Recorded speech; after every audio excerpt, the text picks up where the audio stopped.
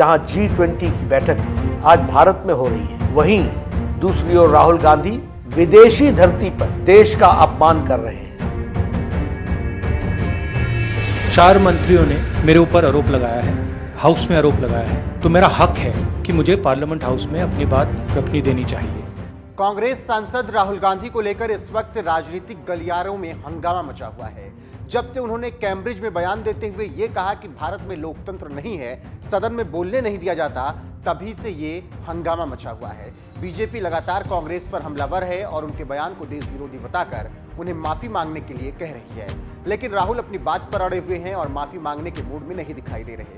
इसीलिए उन्होंने एक प्रेस कॉन्फ्रेंस करके अपनी बात रखी और बीजेपी पर जमकर उन्होंने हमला बोला है। तो आज सुबह मैं पार्लियामेंट गया और मैंने स्पीकर से कहा कि मैं पार्लियामेंट में बोलना चाहता हूं, अपनी बात रखना चाहता हूं। सरकार के शायद 4 मंत्रियों ने मेरे ऊपर आरोप लगाया है, हाउस में आरोप लगाया है, तो मेरा हक है कि मुझे पार्लियामेंट हाउस में अपनी बात रखनी देनी चाहिए।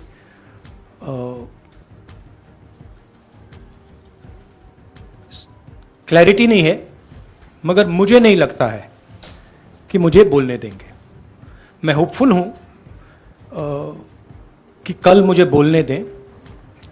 आज 1 मिनट के अंदर, मेरे आने के बाद 1 मिनट के अंदर उन्होंने हाउस को अडजर्न कर दिया। होपफुल हूं कि शायद कल मुझे बोलने दें, क्योंकि मैं अपनी बात रखना चाहता हूं, मगर पक्का नहीं मानता। वहीं अब राहुल की प्रेस कॉन्फ्रेंस के बाद बीजेपी की तरफ से मोर्चा संभाला है राष्ट्रीय अध्यक्ष जेपी नड्डा ने, और कांग्रेस पर उन्होंने बड़ा हमला करते हुए कह दिया है कि पाकिस्तान और कांग्रेस की भाषा एक जैसी है और इन्हें जनता द्वारा बार बार नकार दिया गया है, जिसके बाद अब राहुल गांधी देश विरोधी टूलकिट का परमानेंट हिस्सा बन गए हैं। प्रधानमंत्री मोदी जी के नेतृत्व में दुनिया की 5वीं सबसे बड़ी आर्थिक महाशक्ति बन रही है, वहीं जहां G20 की बैठक आज भारत में हो रही है, वहीं दूसरी ओर राहुल गांधी विदेशी धरती पर देश का अपमान कर रहे हैं, सदन का अपमान कर रहे हैं, देश की पूर्ण बहुमत से चुनी हुई सरकार का अपमान कर रहे हैं और देश के 130 करोड़ जनता का अपमान कर रहे हैं। ये देशद्रोहियों के हाथों को मजबूत करना नहीं है तो और क्या है। वहीं कांग्रेस ने इस पूरे मामले को अडानी के मुद्दे से ध्यान भटकाने वाला बताया है और बीजेपी और अडानी के खिलाफ जमकर प्रदर्शन किया है।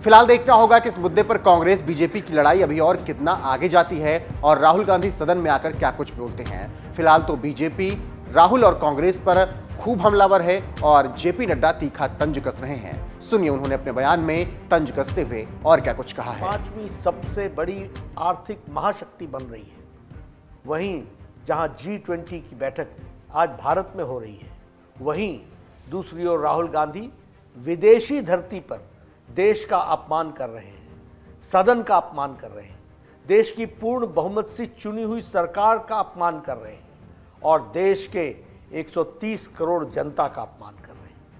ये देशद्रोहियों के हाथों को मजबूत करना नहीं है तो और क्या है। राहुल गांधी जी, आपने विदेश की धरती पर कहा कि भारत में लोकतंत्र खत्म हो गया है और यूरोप और अमेरिका इसमें दखल देना चाहिए।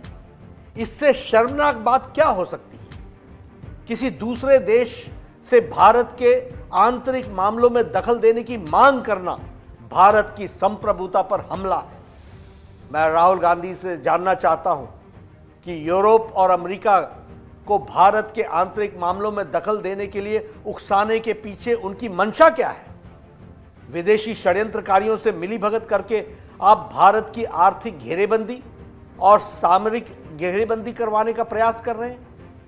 स्वतंत्र भारत के इतिहास में विषम से विषम स्थिति में भी आज तक देश किसी भी बड़े नेता ने विदेश में जाकर के विदेशी ताकतों से भारत सरकार के खिलाफ कार्रवाई करने की आह्वान नहीं किया है। राहुल जी, आपको यह कृत्य स्वतंत्र भारत के इतिहास का सबसे गंभीर मामला है।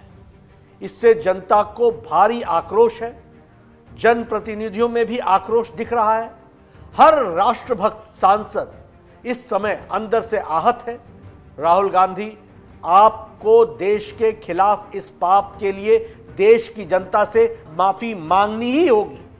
अब स्पष्ट हो गया है कि मणिशंकर अय्यर का प्रधानमंत्री नरेंद्र मोदी जी को हटाने के लिए पाकिस्तान से मदद की गुहार लगाना और सलमान खुर्शीद का मोदी जी को हटाने के लिए विदेशी मदद की मांग करना उनकी व्यक्तिगत सोच नहीं थी, बल्कि यह कांग्रेस की सोची समझी और उनके शीर्ष नेताओं की यह सोच रही है। यह बात उजागर होती है। जिस इंग्लैंड ने हमें और हमारे ऊपर वर्षों तक शासन किया, उसी के सरजमीं पर जाकर राहुल गांधी ये कहें, स्वयं भारत में विदेशी ताकतों से दखल देने की मांग कर रहे हैं, ये देश का दुर्भाग्य नहीं है तो और क्या है।